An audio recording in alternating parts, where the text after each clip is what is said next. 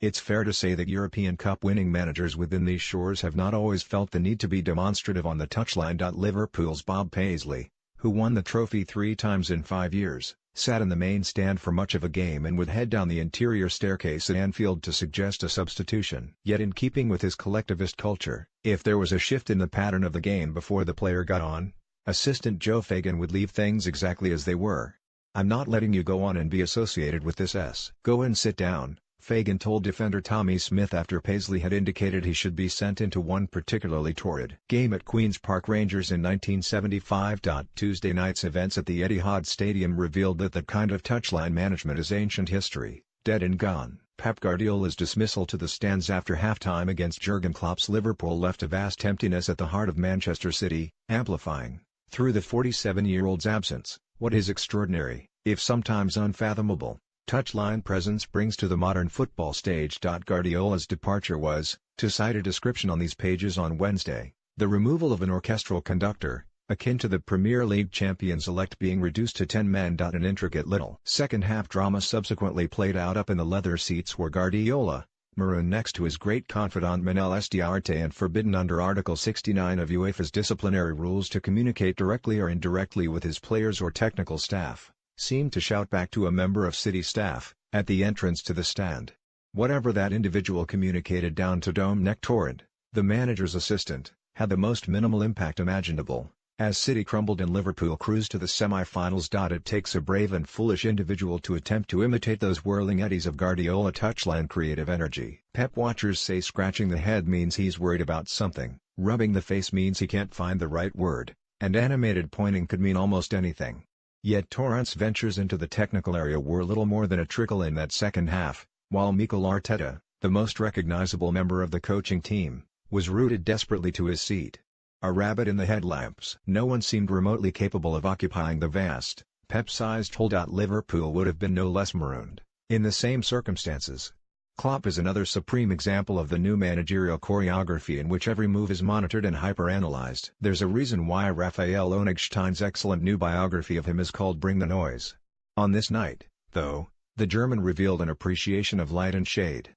An air of calm was the requirement and he brought that. It was grace under pressure from Liverpool's manager, you had to say. Paisley would have told his successor something about the value of that. "If you want to tell anybody anything, speak softly," the Weirsider once observed.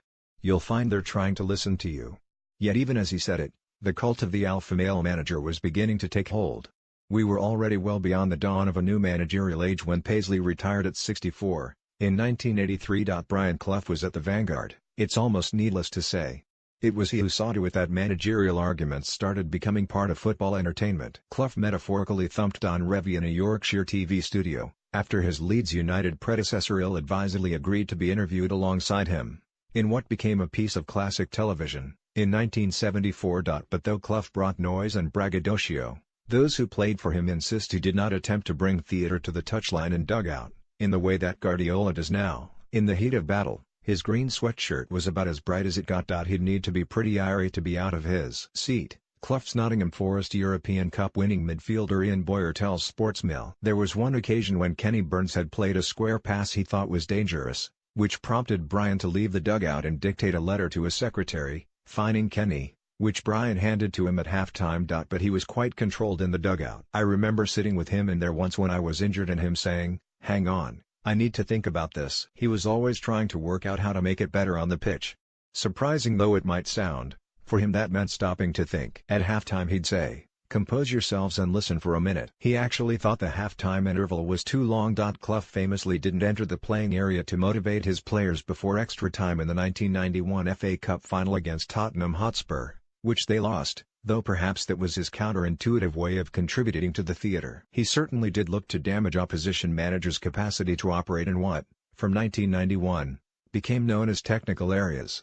When Ron Atkinson arrived at Forest City Ground as West Bromwich Albion manager in 1978, he found that Clough's dugout was near the halfway line, while his own was a continental-style shelter positioned halfway towards the goal. Atkinson says he pointed out to Clough's assistant, Peter Taylor, that the structure was hopelessly positioned for the away team's perspective. "Yes it is, isn't it?"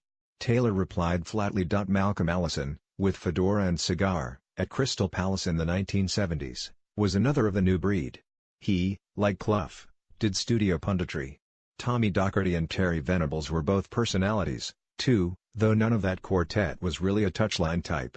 Venables liked to watch from a special box in the stands at Crystal Palace. Atkinson also brought razzle-dazzle, though he rationed his theatrics down at pitch level. It was his Manchester United successor, Sir Alex Ferguson, who did far more to take the managerial persona onto another level.